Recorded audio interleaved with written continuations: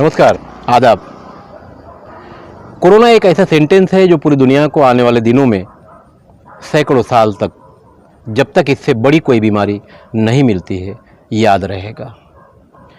Corona का नाम अब इस धरती पर जिसे उसने बनाया, जिसे कोई अल्लाह कोई और भगवान के नाम से जानता है, मगर अब इस धरती पर उसका नाम लेने वाले लोग तो हैं, मगर उसका नाम कम लेते हैं और कोरोना का नाम ज़्यादा लेते हैं। हमारे देश हिंदुस्तान में भी कोरोना की बीमारी का पार्ट 2 का जो मामला सामने चल रहा है, लोग परेशान हैं। पूरे देश से अलग अलग भागों से जो खबरें आ रही हैं, शमशान घाट में लाशों को जलाने की जो लाइनें लगी हैं इंतज़ार करने वालों की, वो ख़तरनाक खबरें आ रही हैं। महाराष्ट्र की बात करेंगे तो महाराष्ट्र के कई ज़िलों से इस तरह की खबरें बड़े पैमाने पर आ रही हैं। कोरोना की जो मौतें हो रही हैं इस बार, क्योंकि इसके पहले तो जो 50 के ऊपर थे या 45 तक उनकी उम्र थी, उनकी मौतों की खबरें आ रही थी, मगर अब 9 युवकों की मौतों की खबरें कोरोना को लेकर आ रही है। कहीं ना कहीं चिंता का विषय है। अब बात सरकार की अगर करेंगे तो महाराष्ट्र सरकार ने ऐलान तो बड़ी शान से कर दिया कि लॉकडाउन है, लॉकडाउन रहेगा। अच्छी बात है, अपने नागरिकों को बचाने के लिए उद्धव ठाकरे सरकार ने जो फैसला लिया, ये बहुत अच्छी बात है। मगर राशन दुकानों पर मुफ्त में 5 किलो चावल मिल जाएगा तो क्या इससे परिवार चल जाएगा? या जिसे 5 किलो चावल दिया जाएगा वो अपना पूरा महीना 5 किलो चावल से ही निकाल लेगा? बड़ी बात यह है कि भिवंडी शहर की राशन दुकानों पर या महाराष्ट्र के राशन दुकानों पर जो चने की दाल सड़ी हुई है, अब उसका आदेश आया है कि जनता को दे दिया जाए, मगर उससे पहले उस दाल को चेक किया जाए। तो सरकार की जो खाद्य सामग्री की नीति है वो इस तरह की है।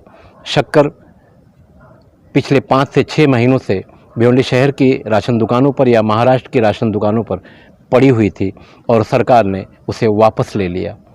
सरकार ऐलान तो बड़े दावे से, बड़ी शान से करती है, मगर क्या अपने नागरिकों को बचाए रखने के लिए सिर्फ 5 किलो चावल से ही काम चल जाएगा?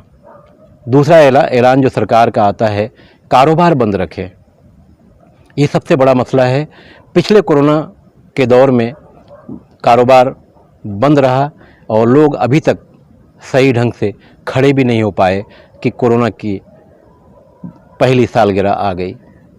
पहली सालगिरह मैंने इसलिए कहा क्योंकि कोरोना पिछले साल आया था और अब 1 साल से तकरीबन 2 महीना ज़्यादा है, यानी 15वें महीने में चल रहा है। हमारी सरकार की नीति और जनता की नीति में फ़र्क है। जनता कारोबार करके अपने मामलात को हल करना चाहती है और सरकार दुकानों को बंद करवा कर अपने मामलात को हल करना चाहती है। आखिर ये कैसे होगा, ये सोचने जैसी बात है। फ़िलहाल भिवंडी शहर की बात करेंगे तो भिवंडी शहर में जो कच्चा कपड़ा तैयार होता है, देश ही नहीं दुनिया के दूसरे हिस्सों में भी जाता है, मगर 50% लूम तो पहले से बंद पड़ा था और अब बचा खुचा कोरोना पार्ट 2 की नज़र होता हुआ नज़र आ रहा है, क्योंकि यहाँ से कारीगर यानी कामगार शहर छोड़कर झुंड का झुंड ट्रेन में बैठकर अपने गांव जा रहे हैं। अब एक बार फिर ऐसा वक्त आ गया है कि लूम भंगार में बिकेगा। बड़ी बात यह है कि सरकार ने ऐलान तो कर दिया है, मगर सरकार के पास ऐसा कोई प्रोग्राम नहीं है कि जनता को भूखे मरने से बचाया जा सके।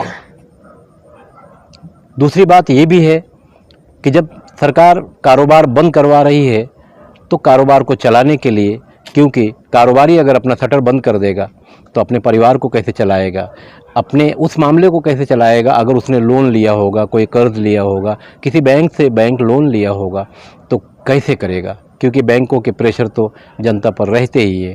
अगर किसी ने गाड़ी लोन पर लिया होगा तो उसका भी प्रेशर हो गई। हमारे भिवंडी शहर में टोरेंट पावर है, उनको बिजली की बिल चाहिए ही। तो आखिर जब शटर बंद है तो लोग ये पैसे कहाँ से लाएंगे? अब बात अगर सरकार की करेंगे, चाहे केंद्र सरकार की बात कर लेते हैं पहले, तो केंद्र सरकार 5 राज्यों के चुनाव को लेकर मस्त है।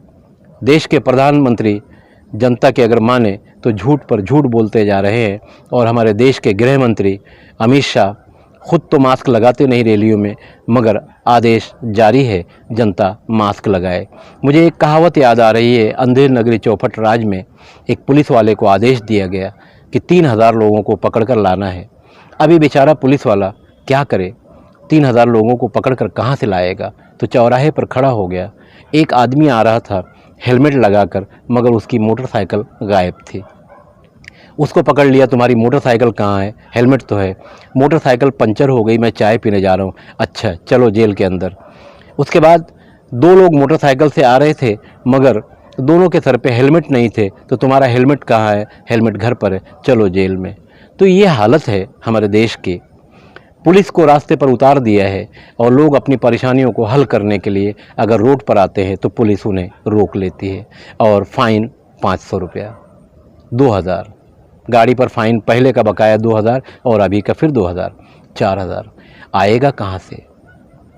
क्या सरकार ने कभी ये सोचा?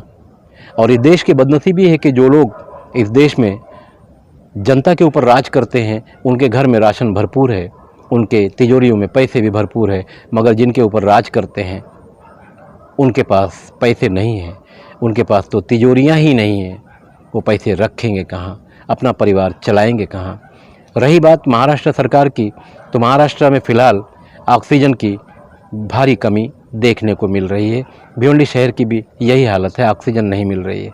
हालांकि सरकार चिल्लाती है कि पेड़ लगाओ, पेड़ काटो मत, मगर जनता कहीं ना कहीं काटती है, सरकार भी कटवाती है, जिसके कारण ऑक्सीजन की भी कमी महसूस की जाती है। बहरहाल ऑक्सीजन की जो फैक्ट्रियां हैं गुजरात स्टेट में ज़्यादा हैं, इसलिए पॉलिटिकल धंधे को देखते हुए भी गुजरात से ऑक्सीजन महाराष्ट्र में कम आ रही है, जिसका उदाहरण उद्धव सरकार ने दिल्ली सरकार से इस ताल्लुक से बात भी की।